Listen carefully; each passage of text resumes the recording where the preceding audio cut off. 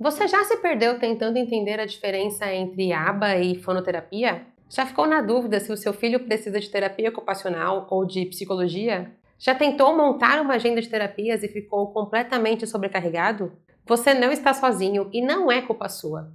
O mundo das terapias para crianças atípicas é confuso porque ninguém para e explica de verdade o que cada abordagem faz, para quem ela é indicada e, principalmente, em qual ordem faz sentido começar. Esse vídeo aqui faz isso, com clareza, com base em evidências e sem jargão desnecessário. Ao final do vídeo, você vai saber exatamente quais profissionais buscar primeiro para o perfil específico do seu filho e você vai entender o porquê. A janela de oportunidade existe e importa. Existe um conceito em neurociência chamado neuroplasticidade.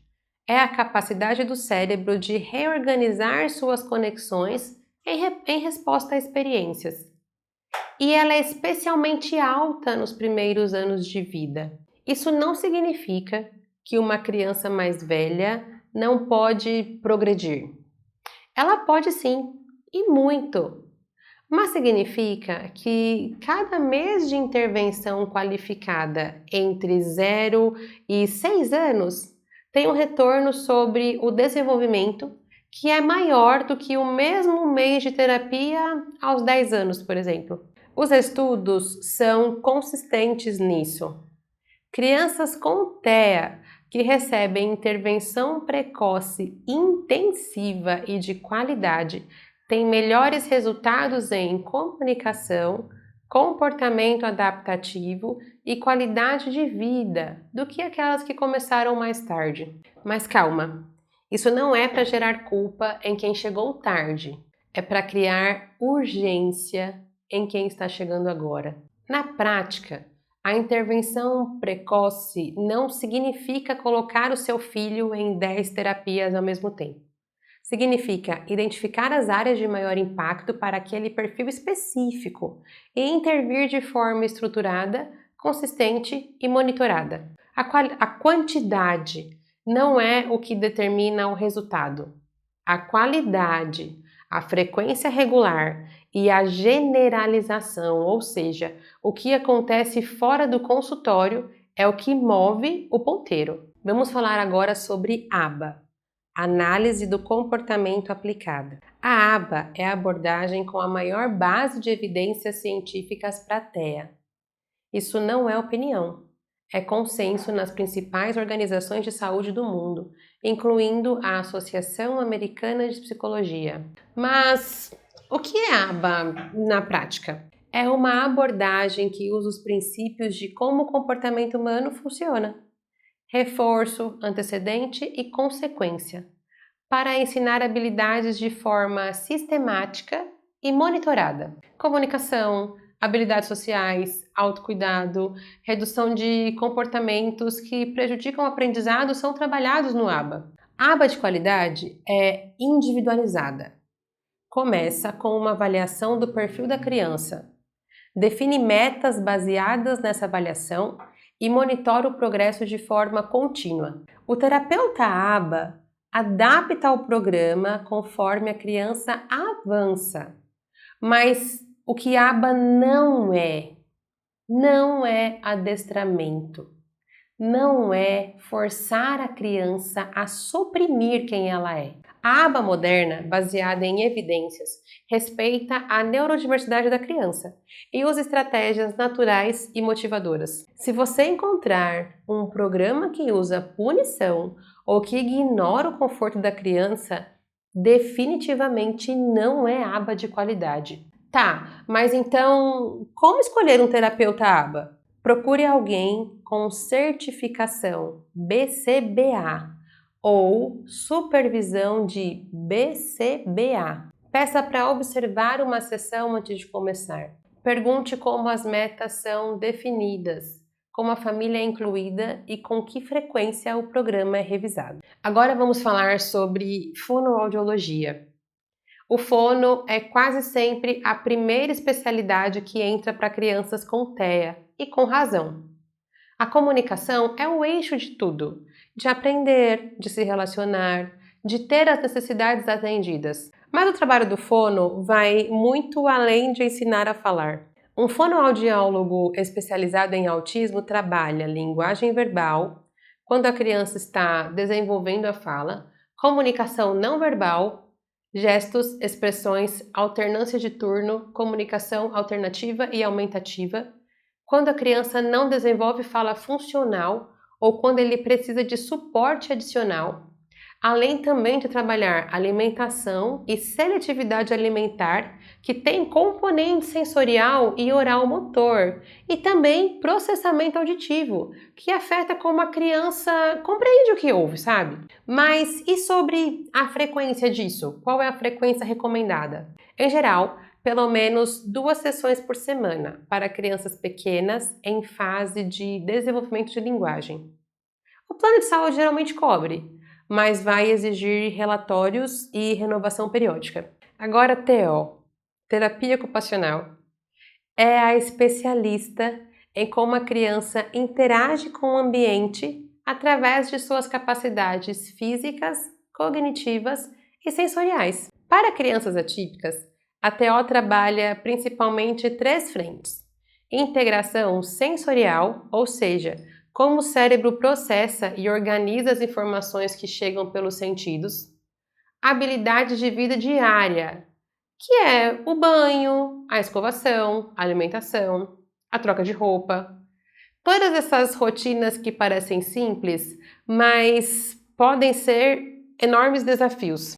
E também coordenação motora, fina e grossa, que impacta desde segurar um lápis até subir escadas. A TO também é quem vai te ajudar a montar o ambiente da sua casa de forma que faça sentido para o perfil sensorial do seu filho. Luzes, texturas, organização do espaço. Tudo isso pode ser ajustado para reduzir sobrecarga sensorial. E o psicólogo? O psicólogo entra quando há necessidade de trabalhar regulação emocional, comportamentos que interferem no funcionamento, ansiedade e habilidades sociais dentro de um contexto terapêutico. Em crianças pequenas, o psicólogo geralmente usa abordagem mais lúdica. É o brincar como meio terapêutico. Em crianças maiores, pode usar abordagens cognitivo-comportamentais adequadas para o perfil atípico. O psicólogo também tem um papel muito importante com os pais, mas eu vou falar muito mais sobre isso daqui a pouquinho. Antes disso, vamos pensar em fisioterapia e psicomotricidade. Nem todas as crianças com TEA precisam de fisioterapia, mas quando há questões de tônus muscular, coordenação motora global ou integração bilateral, a fisioterapia e a psicomotricidade são muito eficazes. Se o seu filho tem dificuldades para correr, pular, escalar ou parece descoordenado, vale uma avaliação com esses profissionais também. Vamos pensar agora na ordem. Em qual ordem começar com tudo isso?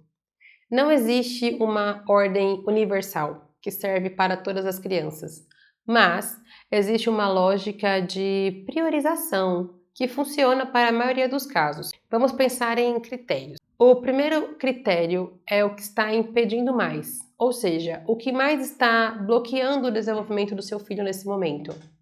Se é a comunicação, fono e aba primeiro. Se é sobrecarga sensorial que impede sono, alimentação e participação em atividades, busque uma TO. Se há comportamentos de autoagressão ou heteroagressão significativos, psicólogo e terapeuta aba. O segundo critério é o que o laudo indica.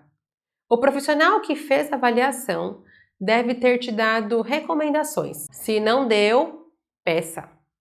A avaliação multidisciplinar existe para gerar um plano, não é só um diagnóstico. E aí vem um terceiro critério: o que é sustentável?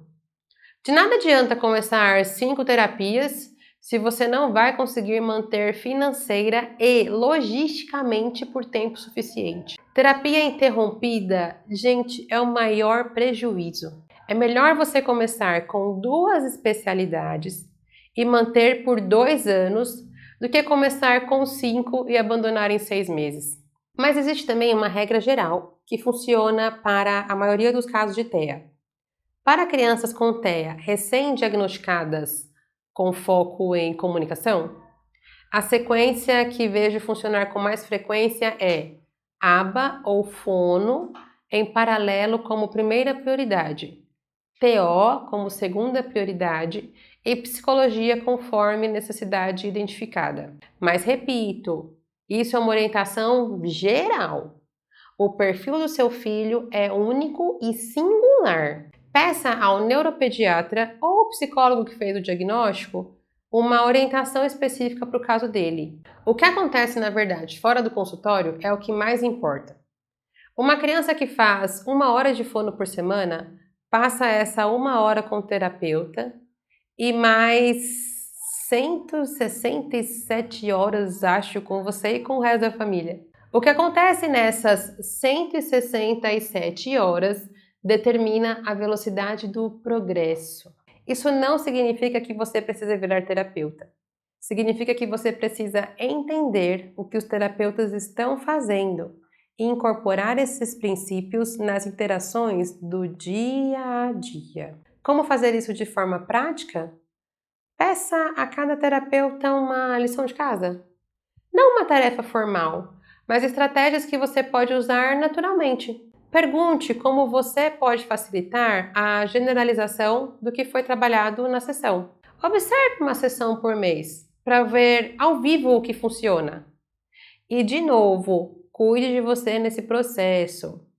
Cuidador esgotado não consegue ser coterapeuta eficaz. Não é egoísmo cuidar de si, é estratégia. Vou resumir então o que você precisa levar do vídeo de hoje. Primeiro, cada terapia tem uma função específica.